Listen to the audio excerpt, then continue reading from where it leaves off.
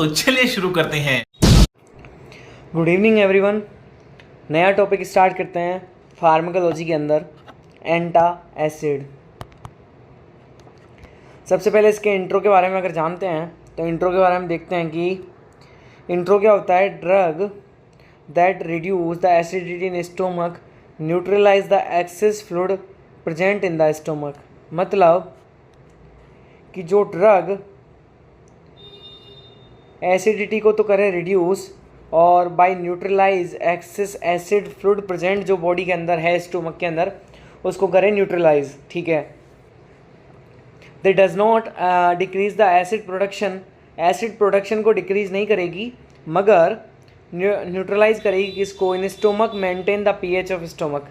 जो access produce हो रहा है स्टोमक के अंदर एसिड, उसको मेंटेन करेगी और पीएच को भी मेंटेन करेगी। अब बात करते हैं हम, they are weak base taken orally and decrease the pepsin secretion. और ये क्या होते हैं? वीक बेस होते हैं जो टेकन किए जाते हैं ओरल के थ्रू और पेप्सिन के सिक्रीशन को कम करती हैं। अब बात करते हैं इनके क्लासिफिकेशन की। तो क्लासिफिकेशन की अगर हम बात करें तो सबसे पहला सिस्टमिक और नॉन सिस्टमिक दो तरीके से क्लासिफिकेशन किया जाता है। सिस्टमिक के अंदर तो सोडियम बाइकार्बोनेट है NaHCO3, और नॉन सिस्टमिक के अंदर है Al2OH का होल थ्राइस, CaCO3 और मैग्नीशियम हाइड्रोक्साइड। जो Al2OH का होल थ्राइस है वो कोज करता है कॉन्स्टिपेशन को, और मैग्नीशियम हाइड्रोक्साइड जो होता है वो डायरिया के लिए जिम्मेदार होता है। अब बात करते हैं मैकेनिज्म ऑफ एक्शन की। एंटासिड क्या करता है? डिक्रीज करता है प्रोडक्शन ऑफ पेप्सिन के प्रोडक्शन को कम करता है। ठीक है। Act on acid stomach, act on acid in stomach, और जो एसिड करता है स्टोमक के अंदर एक्ट करता है वो क्या करता है? Neutralize the excess acid and the increase the pH. अब बात करते हैं हम इसके यूजेस के बारे में। एंटासिड छोटा ही है। यूजेस की अगर बात करें तो एसिडिटी में होता है, पेप्टिक अल्सर में इसका यूज होता है, GERD के अंदर होता है, फिर इंडाइजेशन के अंदर होता है। अब कॉन्ट्रा इंडिकेशन की अगर बात करें तो एलर्जी के अंदर होगा, प्रेगनेंसी लैक्टेशन के अंदर होगा, रीनल डिसऑर्डर के अंदर होगा, लिवर डिसऑर्डर के अंदर इसका एक कॉन्ट्रा इंडिकेशन होगा, इलेक्ट्रोलाइट इम्बैलेंस में ही कॉन्ट्रा इंडिकेटेड होंगे। और बात करें हम कि साइड इफ़ेक्ट के बारे में तो डायरिया इसका साइड इफ़ेक्ट होगा, जो हमने देखा ही था। कॉन्स्टिपेशन होगा, इडीमा होगा, हाइपर कैलेमिया होगा, इलेक्ट्रोलाइट इम्बैलेंस है, हाइपर ग्लाइसीमिया हो जाएगा। अब बात करें हम इसके आइडियल एंटासिड कौन कौन से क्या क्या होते हैं। जो आइडियल एंटासिड हैं उनके बारे में बात करते हैं तो चीप होते हैं, इजी टू यूज़ होते हैं और नॉट एब्जॉर्बेबल होते हैं। सही बात है। फिर अब बात करते हैं हम इजीली अवेलेबल हैं और जीरो साइड इफ़ेक्ट होते हैं इनके। जो आइडियल एंटासिड होते हैं उनके बारे में अगर बात करी जाए तो। और दूसरा क्या है इनका? दूसरा है long duration action and quick action होता है। लॉन्ग ड्यूरेशन होता है एक्शन और क्विक एक्शन होता है इनका। अब नर्सिंग रिस्पॉन्सिबिलिटी अगर बात करें हम तो given after 1 hour before and 2 hour after the meal. खाने के 1 घंटे पहले और खाने के 2 घंटे बाद दिया जाता है। Teach the patient to eat less chili food और अवॉइड द गैस्ट्रिक इरिटेंट। और पेशेंट को हम टीच करेंगे कि वो अवॉइड करे किसको? स्पाइसी फूड को, और जो गैस्ट्रिक इरिटेंट हैं उनको अवॉइड करे। नेक्स्ट हम बात करते हैं हमारे एंटी इमेटिक्स। इमेटिक का मतलब वॉमिटिंग से संबंधित होता है। Intro, the drug are use to treatment and prevention of vomiting, generally use in cause of motion sickness, adverse effect of opioid analgesic और कीमोथेरेपी। अब बात करते हैं इसकी क्लासिफिकेशन की। तो सबसे पहले एंटीकोलर्जेनिक है। एंटीकोलर्जेनिक में हायोसिन है, डाइसाइक्लोमिन है। ठीक है। डाइसाइक्लोमिन भी क्या होता है? एंटीमेटिक्स होते हैं। अब बात करते हैं एंटीहिस्टामिनिक। एंटीहिस्टामिनिक में साइक्लाजीन है और प्रोमेथाजीन है। जीन वाला आता है हिस्टामीन में, और प्रोकाइनेटिक्स में आता है MCP, मेटाक्लोप्रोमाइड एंड डोमपेरिडोम। MCP का नाम यहाँ पर जो MCP है उसका नाम है मेटाक्लोप्रोमाइड।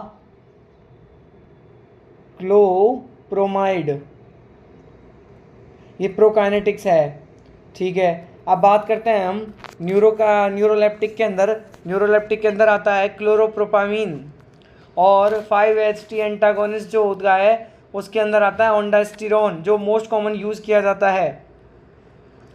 एडजुसेंट एंटीमेटिक के अंदर आता है डेक्सामेथासोन। इसके मैकेनिज्म ऑफ एक्शन की अगर बात करें तो काम होगा stop and reduce the vomiting. Anticholinergic क्या करेगा, इनहिबिट करेगा किसको, नर्व ट्रांसमिशन को from vestibular part of the ear to vomiting centre. And antihistamine क्या करेगा, ब्लॉक करेगा न्यूरोट्रांसमीटर हिस्टामिन को, जिसको प्रोड्यूस सेडेशन कर देगा, उसकी वजह से वॉमिटिंग स्टॉप हो जाएगी। प्रोकाइनेटिक की अगर बात करें तो ब्लॉक करेगा न्यूरोट्रांसमीटर डोपामीन को, जिससे जीआईटी मोबिलिटी बढ़ेगी, और जीआईटी की मोबिलिटी बढ़ेगी तो गैस्ट्रिक एम्पिटी जल्दी होगा, और उसकी वजह से क्या होगा, वॉमिटिंग नहीं होगी। 5-HT एंटागोनिस्ट जो होंगे वो ब्लॉक करेगा किसको, सेरोटोनिन रिसेप्टर इन सीएनएस और जीआईटी के रिसेप्टर्स को, जिसकी वजह से भी क्या वॉमिटिंग स्टॉप होगी। एडजुसेंट एंटीमेटिक जो होगा वो इफेक्ट ऑफ प्राइमरी एंटीमेटिक को बढ़ाएगा, जिसकी वजह से भी स्टॉप होगी क्या, वॉमिटिंग। अब बात करते हैं हम इसके यूजेस के बारे में। तो यूजेस की अगर बात करें तो नोजिया वॉमिटिंग होगा, जीईआरडी होगा, पेप्टिक अल्सर होगा, हाइपरमियासिस होगा, और जो pre operative nursing and nausea and vomiting होगी, पोस्ट एनास्थेटिक नोजिया वॉमिटिंग होगी, प्री ऑपरेटिव होगी, और post anaesthetic nausea and vomiting होगी। कॉन्ट्राइंडिकेशन में बात करूँ मैं तो प्रेगनेंसी एंड लैक्टेशन होगा, एलर्जी के अंदर कॉन्ट्राइंडिकेटेड होगा, कार्डियक एबनॉर्मलिटी होगी, और रीनल फेल्योर होगा। सही बात है। साइड इफेक्ट की बात करूँ तो ड्राउजीनेस होगी, डायरिया होगा, कॉन्स्टिपेशन होगा, एब्डोमिनल पेन होगा, हेडक होगा, ये सारे इसके अंदर आते हैं साइड इफेक्ट के अंदर। अब बात करते हैं हम अगले हमारे टॉपिक के बारे में, जो जिसको बोलते हैं इंसुलिन। इंसुलिन का इंट्रो क्या है, polypeptide hormone release from beta cell of the pancreas islets of Langerhans. जो पेनक्रियाज की लैंगरहैंस की कोशिकाएं हैं उनमें आइसलेट्स ऑफ लैंगरहैंस के द्वारा ये रिलीज की जाती है। Insulin play important role in carbohydrate metabolism के अंदर इंसुलिन बहुत ही इंपॉर्टेंट रोल प्ले करता है। Insulin use to decrease the blood glucose level by counselling the glucose to glycogen के अंदर चेंज करना होता है। Insulin use in control and treatment of diabetic mellitus, बिल्कुल सही बात है। क्लासिफिकेशन की अगर हम बात करें तो शॉर्ट एक्टिंग इंसुलिन होगा, इंटरमीडिएट होगा, और लॉन्ग एक्टिंग होगा। शॉर्ट एक्टिंग 5 से 8 अमीनो एसिड का बना होता है, 5 से 8 आवर के अंदर एक्ट करता है, और इंटरमीडिएट करता है 20 से 24 घंटे के अंदर, लॉन्ग एक्टिंग करता है 24 से 72 घंटे के अंदर। शॉर्ट एक्टिंग के अंदर रेगुलर इंसुलिन आते हैं, जैसे क्रिस्टलाइन है, जिंक इंसुलिन है। इंटरमीडिएट जो एक्टिंग आते हैं उनके अंदर आइसोफेन इंसुलिन या सेमिलेंटेट इंसुलिन बोलते हैं उनको, और लॉन्ग एक्टिंग जो इंसुलिन होते हैं उनके अंदर होता है इंसुलिन गार्गलिन और अल्ट्रा लेंटेट इंसुलिन होते हैं।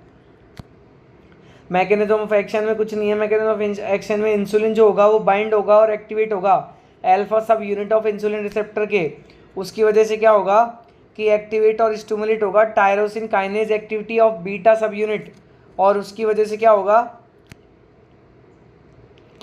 उसकी वजह से एक्टिवेट होगी क्या, cascade of reaction,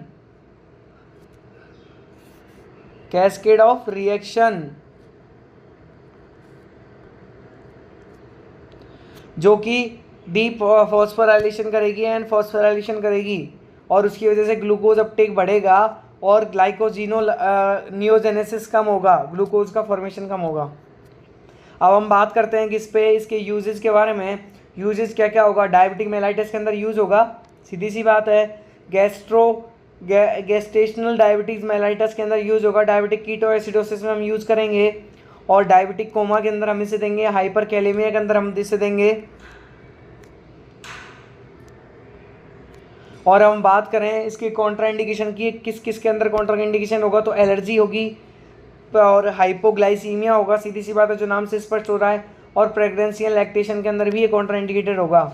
side effect की अगर मैं बात करूं तो ओवरडोज में भी कोज द हाइपोग्लाइसीमिया, ओवरडोज कोज करेगा, एलर्जी करेगा, इडीमा करेगा, और लोकल रिएक्शन होगी इसके अंदर।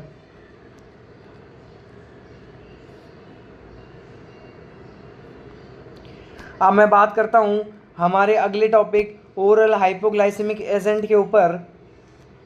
जिसका इंट्रो है also called as a anti diabetic agent, these drugs are taken orally to decrease the blood glucose level and insulin can't taken orally because the pepsin destroy by the sulfonylurea were a first oral hypoglycemic agent to be the discovered. Sulfonylurea जो होता है ना, first hypoglycemic oral hypoglycemic agent होता है, ठीक है। इसकी classification की अगर बात करें हम तो इसका क्लासिफिकेशन सीधा सा है कि इसमें सबसे पहले बात करें इंसुलिन से सार्केटोगोगस है, जिसमें sulphonylurea first generation, second generation है। फर्स्ट जनरेशन में टॉलब्यूटामाइड है और ग्लिपिजाइड है। ग्लिपिजाइड से इंसुलिन की गोलियां आती हैं, कैप्सूल्स आते हैं, ठीक है। और बिगुनाइड के अंदर कौन होते हैं, मेटफॉर्मिन आती है और फिनोफॉर्मिन आती है। मेटफॉर्मिन और फिनोफॉर्मिन भी इसकी गोलियां आती हैं। अब बात करते हैं अल्फा ग्लाइकोसाइडिक इनहिबिटर जो होता है वो क्या करता है, एक्रोबेस एंड वोगलीबेस, ये भी एक कॉम्बिनेशन के रूप में इंसुलिन की गोलियां आते हैं। अब SGLUT2 जो इनहिबिटर होता है, रोम्बिग्लिफ्रोजोन और क्लोपाग्लिफिजोन, इनके नाम से भी टैबलेट्स आती हैं। अब बात करते हैं हम इसके मैकेनिज्म ऑफ एक्शन की, जो इम्पोर्टेंट है। इसमें सल्फोनिलयूरिया है और बाइंड होगा विद किससे, SURI first subunit of potassium ATPase से, जो क्या करेगा, bring closure of potassium ATPase, और उसकी वजह से क्या होगा, lead to the membrane depolarization होगा। और मेम्ब्रेन का डीपोलराइजेशन होने की वजह से क्या होगा, ड्यू टू द विच कैल्शियम+2 चैनल ओपन होंगे, और कैल्शियम+2 चैनल ओपन होने की वजह से lead to the release of कैल्शियम+2 आयन, और कैल्शियम+2 आयन रिलीज होंगे, जिसकी वजह से degranulation insulin beta cell release होगा, ठीक है साहब। यूजेज क्या क्या हैं इसके, यूजेज में आते हैं diabetic mellitus type 2 and IDDM और हाइपरग्लाइसीमिया। साइड इफेक्ट में बात करूं, साइड इफेक्ट के अंदर हाइपोग्लाइसीमिया होगा, हेडक होगा, एलर्जी होगा और डिजीनेस होगी। कॉन्ट्राइंडिकेशन में वही है, एलर्जी है, pregnant and lactation women, diabetic coma है, डायबिटिक कीटोएसिडोसिस है और डायबिटिक मेलाइटस टाइप 1 के अंदर ही कॉन्ट्राइंडिकेटेड होगा। अब मैं बात करता हूँ अगले हमारे OCPS, जिसका इंट्रो क्या है, is also called as a birth control oral contraceptive pills. जो बर्थ कंट्रोल पिल्स हैं कंटेन करती हैं प्रोजेस्टेरोन और estrogen, have a success rate 99% होती है। इनकी use and prevention of pregnancy के अंदर यूज किया जाता है। और इसके क्लासिफिकेशन की अगर बात की जाए तो ईस्ट्रोजन और प्रोजेस्टेरोन का कॉम्बिनेशन होता है, जिसमें कंबाइंड पिल्स देते हैं हम, जिसमें मोनोफेजिक, बाईफेजिक और प्रीफेजिक पिल्स होती हैं।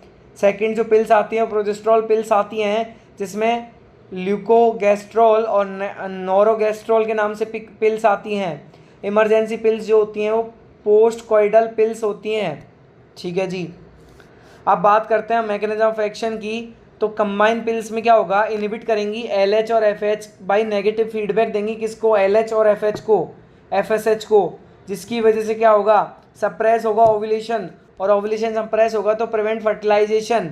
एंड प्रोजेस्टेरोन ओनली पिल्स जो होती हैं वो chemically change in cervical mucus, chemical change करती हैं किसमें, सर्वाइकल म्यूकस के अंदर, और make it more thick and hostile for sperm, जिसकी वजह से भी प्रिवेंट फर्टिलाइजेशन होता है।